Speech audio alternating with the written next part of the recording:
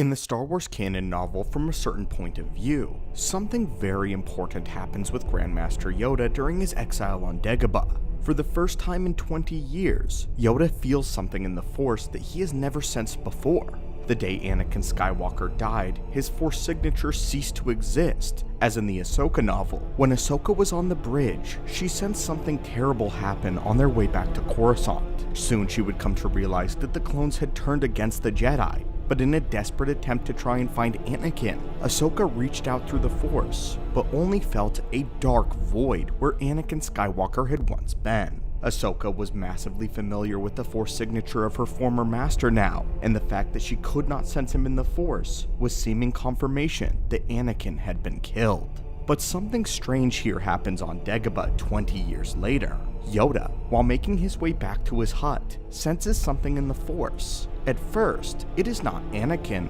or Lord Vader though.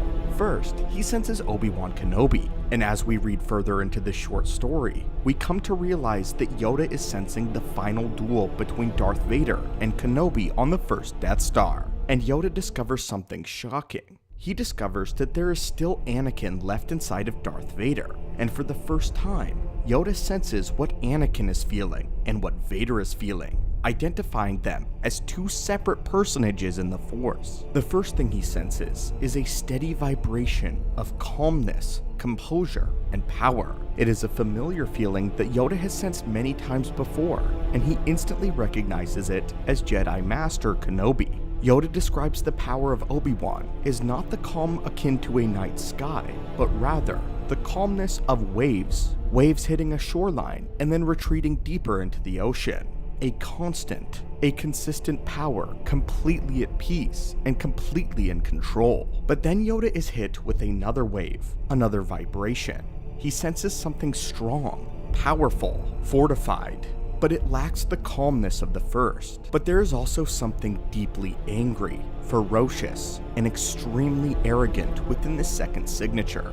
This is also one that Yoda knows very well. Yoda even senses a semblance of darkness. Yoda recognizes instantly the presence of Anakin Skywalker, something that is shocking, as Yoda believed that Anakin had perished 20 years ago and been consumed by the identity of Lord Vader. But then Yoda is hit with yet another wave, a third signature. He realizes that it is very similar to Anakin, but that it is not the Skywalker, but rather the demon that he has become. He senses a profound feeling of regret, pain, and most importantly, loneliness, isolation. He senses how much pain Anakin is in, and the vice in which he indulges in to limit that pain. He realizes that Lord Vader has been breathing in, absorbing the pain of others in order to make his own subside momentarily. A terrible reality and a horrific cycle of violence and death, of darkness. He senses as the power within this darkness rises,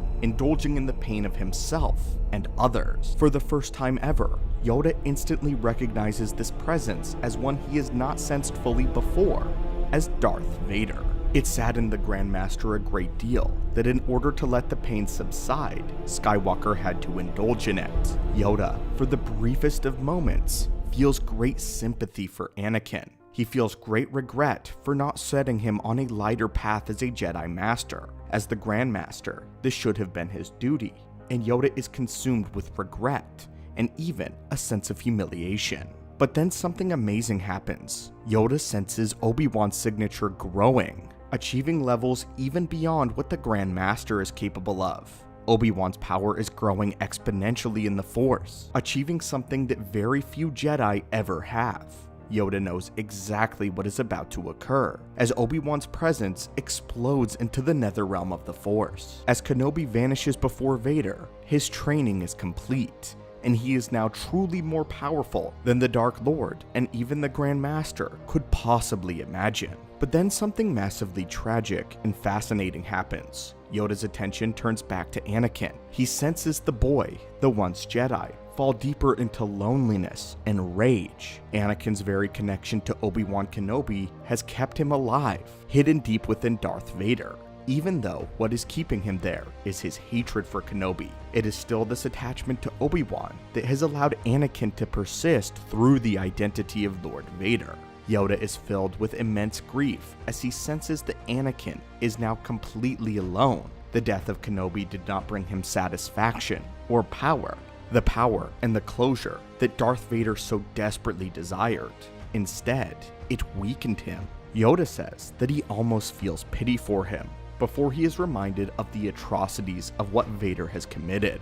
Yoda wishes that he could speak to the spirit of Anakin to tell him that he doesn't need to be lonely, that there are those out there in the galaxy that could care for him, that could help redeem him. But then Yoda returns to the present, saying that Anakin Skywalker is forever beyond his reach, that the time and the opportunity that Yoda could have saved Anakin has now passed, and that now only Lord Vader remains. Yoda reflects on his past as the Grand Master when he would speak to Anakin frequently, forcing him to subdue his emotions, to bury them deep, rather than address them, and help the Jedi Knight under his care.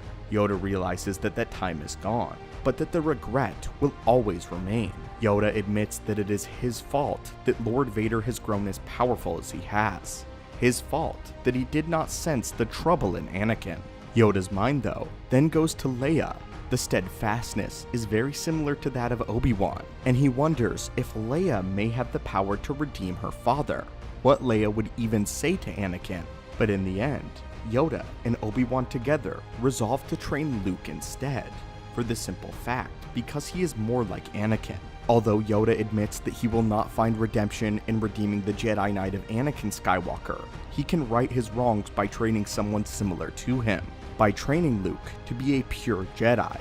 And although Yoda believes that Anakin Skywalker is long gone, and that the identity of Vader is all that remains, especially after the death of Kenobi, that he still resolves to do right, and to train the boy Luke, to right all the wrongs that he should have made 20 years ago, and in the end, hopes that Luke will have the power to destroy Vader and rid Anakin of his prison of loneliness and isolation.